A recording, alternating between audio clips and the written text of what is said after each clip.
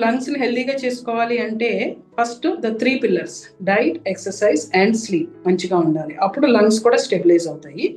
In addition any type of smoke ఎక్స్పోజర్ని avoid చేయాలి. అది ఎయిర్ పొల్యూషన్, బయట వాతావరణంలో ఉండొచ్చు, ఆక్యుపేషనల్ హజార్డ్ అయి ఉండొచ్చు, మన వర్క్ స్పేస్లో, లేదా ఇంట్లో ఎయిర్ పొల్యూషన్ అవ్వచ్చు. దేన్నన్నా సరే మనం వీలైనంత వరకు అవాయిడ్ చేయడానికి ట్రై చేయాలి. ఒకవేళ ఇంట్లో ఎయిర్ పొల్యూషన్ ఎక్కువగా ఉంది, మనం అవాయిడ్ చేయలేకపోతున్నామంటే బయట వాతావరణం వల్ల ఎయిర్ ప్యూరిఫైయర్స్ పెట్టుకోవాలి. ఇప్పుడు హైదరాబాద్లో ప్రస్తుతానికి అవసరం లేదు, బట్ ముందు ముందు వస్తుందేమో తెలియదు, వచ్చే అవకాశాలే ఎక్కువ ఉన్నాయి. సో మన ఎయిర్ని మనం ప్రొటెక్ట్ చేసుకోవాలి, అది మన right. And viral infections, bacterial infections కూడా లంగ్స్ వల్ల ఇప్పుడు చాలా చూస్తున్నాం. కోవిడ్ తర్వాత ఫ్రీక్వెంట్గా రావడం, వస్తే నెలల పాటు దగ్గు దగ్గకపోవడం. సో దీనికి వ్యాక్సినేషన్స్ చాలా హెల్ప్ చేస్తాయి.